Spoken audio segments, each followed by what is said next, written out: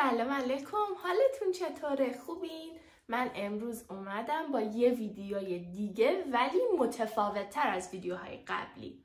موضوع امروز ما راجع به اینه که چجوری توی دوره 20 سالگی، یعنی تو دهه 20 سالگی من تونستم مسیر کاری، مسیر شغلی، مسیر زندگیمو مشخص کنم تا به اینجا و بفهمم که اصلا چی دوست دارم، چی دوست ندارم، چه کارهایی برام خوبه، چه کارهایی برام خوب نیست، علاقم تو چیه و اصلا شغل مورد نظرمو چجوری میتونم پیدا کنم. ویدیوی امروز ما راجع به اینه. بچه‌ها ویدیوی امروز ما صرفاً تجربه شخصی منه، یعنی نه توی کتاب روانشناسی من اینا رو خوندم، نه قراره که چه میدونم منبع علمی داشته باشه حرفام، هیچ کدوم اینا نیست و صرفاً اون تجربه‌ایه که من توی زندگی خودم داشتم و دلم میخواد همسن و سالای خودم هم اونا رو بدونن هستش. بچه‌ها من از بچگی، یعنی کلاس اول دبستان، از مدرسه متنفر بودم، علاقه‌ای به درس نداشتم و همیشه نمره هام خوب نبوده و همیشه با تقلب و همه اینا پاس می‌کردم و میرفت پی کارش و همیشه وقتی به دبیرستان رسیدم فکر می‌کردم که خدایا من قراره این دبیرستان تموم شه چیکار کنم، قراره که چه کاری انجام بدم، چجوری برای خودم، زندگیم، جامعه‌ام مفید باشم.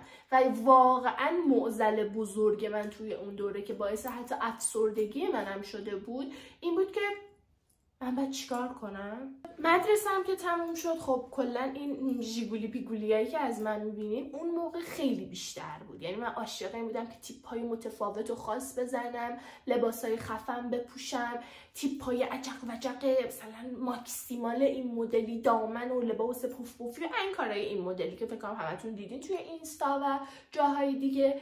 ولی اون موقع من خیلی بیشتر دوست داشتم این چیزا رو و توی سال آخر دبیرستانم که 12ام باشه، بعد رشته من انسانی بود، علاقه زیادی هم به روانشناسی داشتم و میگفتم اوکی پس من احتمال زیاد برم روانشناسی بخونم تو دانشگاه که بازار کار خیلی خفنی هم نداره و باید خیلی درس بخونی تا اون مدرک رو بگیری و بعد وارد بازار کار بشی، یعنی واسه اون موقع، توهین به کسایی که تو روانشناسی هم نباشه.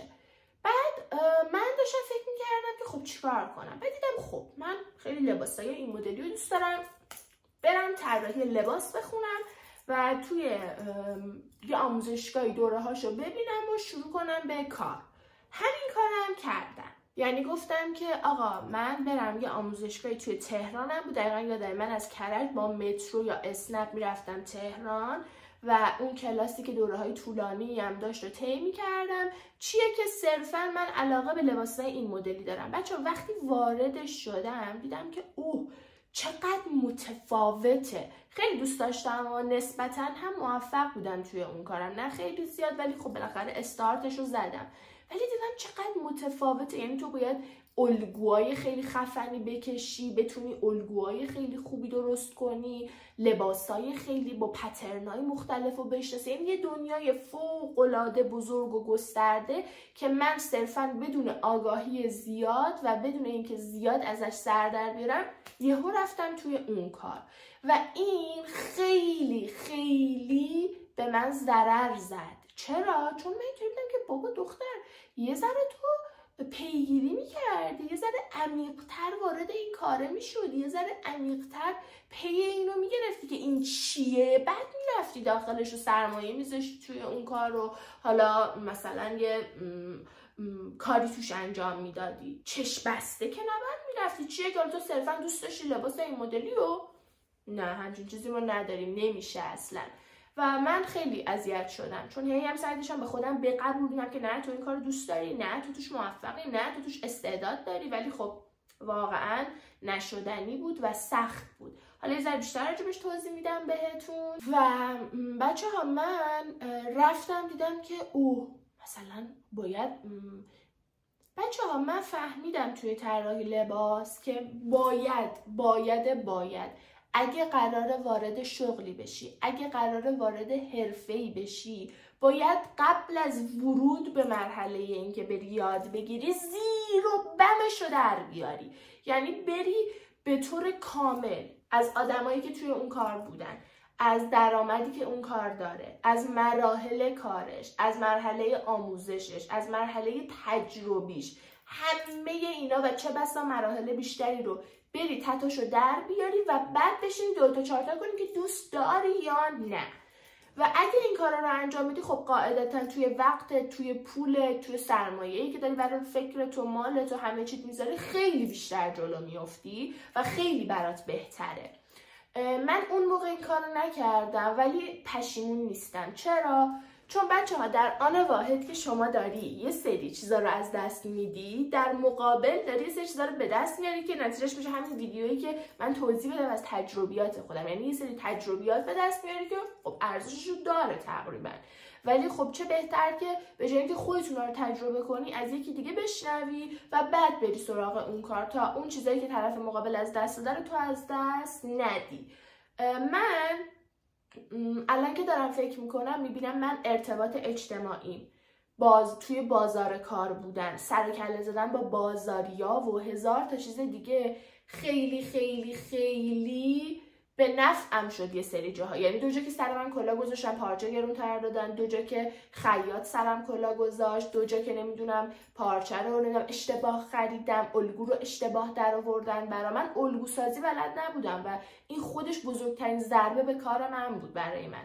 ولی الان که دارم فکر میکنم هلیایی که الان هست با اون چیزایی که اتفاق افتاده ساخته شده و خب چه بهتر که یک کس دیگه که برادر خود من باشه، دوست من باشه، هر کس دیگه باشه این تجربیات رو ببینه و بعد بره توی بازار کار مورد علاقش. پس چی شد بچه‌ها؟ به نظر من اول قبل از اینکه وارد بازار کار بشین، وارد اون حرفه مورد نظرتون بشین، همه چیزشو بسنجین و بعد واردش بشین.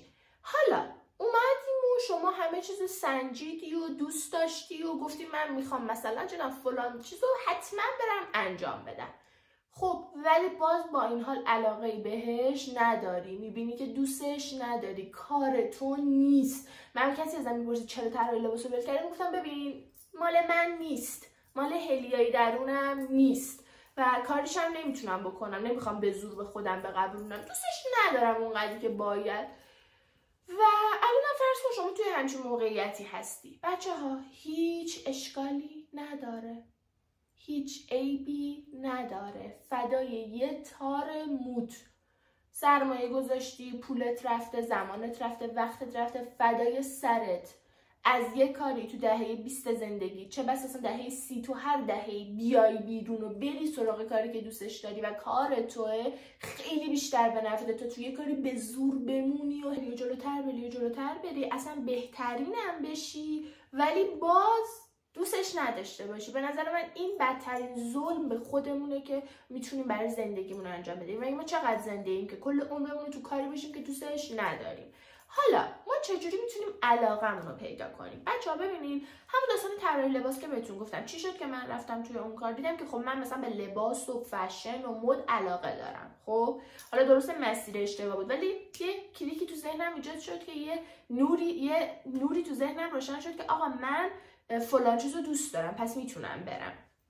بعدش چیکار کردم؟ بعدش دیدم خب من باز همچنان کاری ندارم الان انجام بدم، نمیدونم چجور علاقه‌مو پیدا کنم. بعد از اون دوره من یه دوره رو حالا همینجوری توی یه کلینیکی مشغول به کار بودم با خالم. بعدی اینه که من دیدم که این شغل بعدیه ها، که دیدم آقا من عاشق میکاپ کردنم، من دوست دارم آرایش کردن و این قیرتی بازی‌ها رو.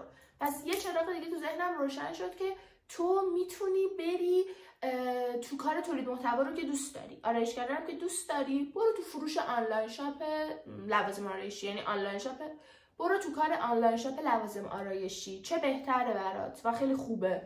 و دیدم که آره واقعا هنوزم دارمش و واقعا برام خوب بوده تا الان. اینطوری بودم که من تونستم یکی از چیزایی که دوست دارم رو پیدا کنم. حالا من دوست دارم که من هلیا کار فیزیکیه که مثلا برم سر کار رو با آدم و سر کله بزنم هم خیلی بیشتر دوست دارم. باز فکر کردم که من به چی علاقه دارم. بچه‌ها نگاه کردم دیدم که همه چیز علاقه نیست. یعنی تو نمیتونی بگی که حتما شغلی که من قراره داشته باشم باید طبق علایق شخصی من جلو بره. نه، ما همچین چیزی نداریم و میتونه که همچین چیزی نباشه. ما همچین چیزی نداریم که حتما تمام انتخاب‌های ما باید روی علاقه شخصی ما باشه. یه وقتایی علاقه ما پولساز نیست، درآمدزا نیست، توی دوره‌ای که ما نیاز به پول داریم و پول حرف اول رو تقریبا میزنه، ما نمیتونیم همه چیمون رو بر مبنای علاقه بذاریم. یه وقتایی هم بچه‌ها من به این موضوع معتقدم که علاقه ایجاد میشه. یعنی وقتی من یک شغل انتخاب میکنم که برام درآمد داره، بهم حس خوب میده، کم کم علاقه زیاد منم بهش بیشتر میشه. یعنی علاقه من بهش بیشتر میشه. من مثلا خودم الان در حال حاضر کارم کوتاهی و استایل موه. من همیشه پیش خودم گفتم من عمرم برم تو کار آرایشگری. چرا؟ چون مادر بزرگم، 2 تا خاله هم همه توی همین کار بودن و من اصلا زده شده بودم از این شغل و انقدر دیده بودم. ولی بچه‌ها بعد فکر کردم که چقدر مثلا نشستم یه سری آپشن‌ها رو بررسی کردم، دیدم که خب کار کوتاهی به اون قدری که باید متریال و مواد نمیخواد، مثل رنگ مو و ناخن و اینا نیست. از این یه نکته مثبتیه بابتش. 2 دیدم که کار کوتاهی زمان یادگیریش به غیر از تجربیشا زمان یادگیریش کوتاهه. یعنی من در 1 ماه 2 ماه 3 ماه تهش دیگه میتونم کامل تمام نکته ها رو یاد بگیرم و بعد باید برم تو پروسه تجربه کردن، مدل بزنم، مدل ببرم، کار رو دست مشتری ببینم، استادم رو ببینم که چجوری با مشتری برخورد میکنه، چجوری کار انجام میده و همه اینها. و دیدم که این هم خودش یه پروسه زمانبریه و اینقدر زمان میبره مثلا.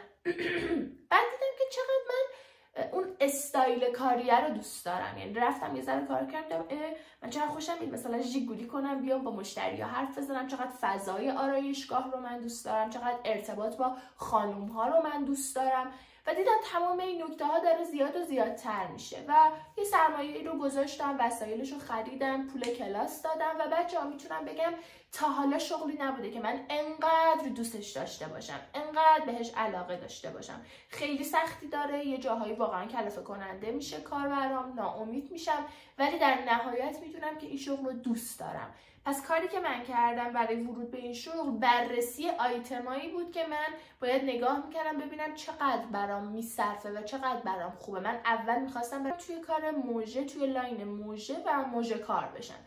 بعد که دیدم خیلی احساسی داشتم دوباره عمل میکردم، دیدم هلیا کار موژه پدر این گردن و چشم و دست در میاد و اونقدر مثل کوتاهی درآمد نداره. درآمد کوتاهی خیلی بهتره. یعنی اون تایم کاری مثلا مشتریایی که داری زیادتره تا زمانی که موژه برای موژه بذاری.